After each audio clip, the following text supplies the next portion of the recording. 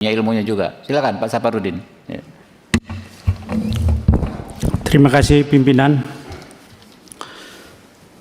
Yang saya hormati pimpinan Komisi 3, anggota Komisi 3, Pak Kapolres dan Kajari Sleman dan Bapak pengacara dari keluarga Pak Olia. Saya mau tanya dulu sama, mohon izin Pak, Ya, saya dialog langsung. Silakan. Pak Kapolres Sleman, sejak kapan jadi Kapolres Anda? Dihidupin Pak. Ya. Januari tahun lalu, Bapak. 1 tahun ya. Siap. Anda sebelum jadi Kapolres sudah di assessment belum? Siap, izin kami pada saat Kapolres masih AKBP juga sudah asesmen, Bapak. Sudah. Sudah baca belum KUHP dan KUHP baru? Siap, sudah baca, Bapak. KUHP undang nomor berapa? KUHP yang baru itu nomor berapa? Nomor Kalau sudah Anda sudah 1, baca Pak. nomor berapa? Nomor 1. Iya, nomor 1 tahun berapa? Nomor 1 tahun 2003, Bapak. 2023. KUHP 2023. Ulangi. 2025. 25. Saya tanya Anda karena ada kaitannya nanti di pasal di KUHP. Berlakunya kapan sih itu KUHP dengan KUHP? Sejak tanggal 2 Januari kemarin, Bapak. Kemarin kapan? Kemarin dulu. 2026. 2026. Siap. Jawabnya begitu kalau Anda Kapolres. Kemarin kok, kemarin apa? Anda Kapolres. Harus melihat sesuatu gitu loh. Nah, sudah disampaikan oleh Pak Riwanto tadi bahwa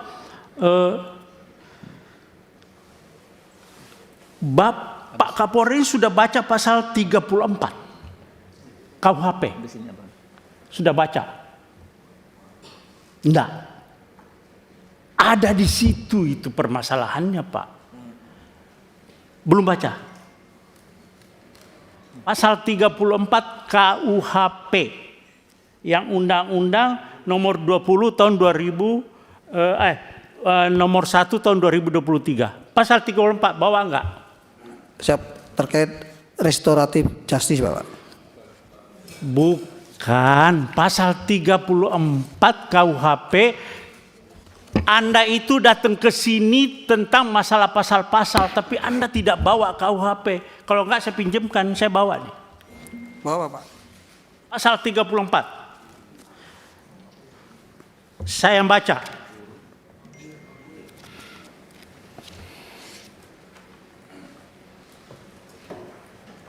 Kalau ya saya Kapolda kamu, masih Kapolda, Anda tidak bakalan sampai ke Komisi 3 dan saya sudah berhentikan Anda.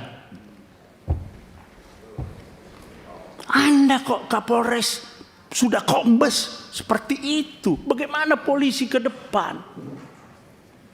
Oke, saya bacakan pasal 34 ya. Pasal 34. Setiap orang yang terpaksa melakukan perbuatan yang dilarang tidak dipidana jika perbuatan tersebut dilakukan karena pembelaan terhadap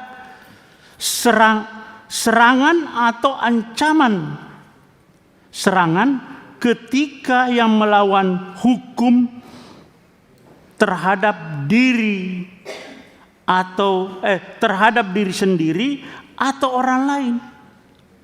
Kehormatan dalam arti kesusilaan atau harta benda sendiri atau orang lain. Oke, itu kalau Anda belum jelas, saya bacakan pasal 34 penjelasannya. Itu lebih rinci lagi di situ. Ada penjelasan pasal 34. Ini bukan tindak pidana. Kalau di KUHP Lampung Orma, alasan pembenar bahwa orang itu membela diri. Membela diri, bukan undang-undang lalu lintas. Anda salah menerapkan hukum. Jaksa lagi P21 juga. Anda koordinasi yang gak benar itu. Polres dengan kejaksaan. Anda koordinasi tapi salah. Bagaimana? Jadi maksud saya begini Pak Kapolres dan Pak Kajari. Ini bukan RJ. Bukan RJ. Tidak ada tindak pidana di sini. Sependapat dalam tidak ada tindak pidana. Orang yang Bapak tahu, Bapak ngomong di televisi saya lihat Pak Kapolres itu, oh dia melakukan pembelaan yang tidak melakukan tindakan tidak seimbang. Bapak tahu apa yang jambret itu tidak ada istilah di KUHP. Itu adalah pencurian dengan kekerasan. Bukan 36, bukan pencurian biasa, bukan pencurian pemberatan, tapi pencurian dengan kekerasan. Curas itu Pak, curas itu begal. Dia bawa celurit, bawa senjata tajam, bawa apa segala, bisa bawa senjata api. Nah, ketika orang itu, ini bahaya Pak. Nah, Anda bilang tidak seimbang, dikejar oleh suaminya, korban. Orang sipil Pak, tidak punya apa-apa. Orang sipil nggak punya apa-apa itu. Nggak punya, tidak dipersenjatai, jadi itu bukan tidak seimbang, memang justru yang tidak seimbangnya itu orang sipil Pak yang mengejar pelaku curas. Bagaimana Bapak bilang tidak seimbang? Ya, jadi coba bolak-balik begini, Anda salah menerapkan suatu pasal. Jadi tindak pidananya adalah curas, ya, pencurian dengan kekerasan, tersangkanya meninggal dunia, ya selesai SP3. Itu loh Pak Kajari juga. Nah kalau Bapak pakai RJ lagi Pak Kajari, tuntutannya apa sih? Mereka kan pasti ada tuntutan Pak kepada korban ini. Di media sosial juga Pak Kapolres banyak itu di media sosial. Seandainya yang mengejar itu polisi, terus yang meninggal, apakah polisi dipidanakan juga? Kan selama ini nggak pernah polisi ngejar meninggal orang itu kan tidak dipidanakan juga. Jadi pasal 34 Pak, nanti coba Bapak buka, terus penjelasannya juga itu alasan pemaaf. Karena orang ini jadi korban Pak. Orang korban jangan jadikan tersangka. Ini kenapa Pak Kajari juga begitu, P21, langsung RJ. RJ itu ada tuntutan lagi toh Pak. Nah saya mau tanya Pak Kajari, dia minta berapa sih? Atau apa tuntutannya yang dari sana? Ya jawab Pak. Mohon izin Bapak, jadi pada saat pertemuan di Zoom meeting pada tanggal 26 tersebut, itu sempat disampaikan oleh pihak dari Palembang melalui kuasa hukumnya. Karena saya suruh bicara sendiri, keluarga yang dalam hal ini sebagai jambret itu tidak mau Pak. Tidak mau bicara, semua pokoknya melalui kuasa hukumnya. Iya bukan melalui kuasa hukumnya. Makanya kuasa hukumnya akhirnya menyampaikan pada forum itu, mungkin pihak keluarga daripada Pak Ogi juga tahu, itu hanya memberikan bahwa dia waktu itu biaya-biaya yang timbul seperti untuk mengantar jenazah dari Jogja ke Palembang, biaya ambulannya, terus biaya pemakamannya, dia seperti itu hanya menyampaikannya. Selanjutnya akan nanti Nilainya berapa Pak? dia belum menyebut nilai pada saat itu Bapak. Pada saat pertemuan Zoom meeting itu dia tidak menyebut nilai, hanya menggambarkan bahwa kan kami ada pengeluaran biaya-biaya seperti biaya ambulan, biaya pemakaman. Nah, selanjutnya pada pertemuan lanjutan pada tanggal 27 kemarin itu akhirnya antara kuasa hukum sepakat mau bertemu 4 mata besok sore di kantor Kejaksaan Negeri Oke, Sleman. cukup lanjutkan Pak. Cukup, ya belum, masih ada. Jadi Pak Kajari dengan Pak Kapolres coba ini ya, Pak Kajari, Pak Kapolres ini sudah Sespimti atau Lemhanas? Belum? Saya belum Bapak. Sudah Sespimti? Belum Bapak. Hah? Belum. Belum. Ya udah.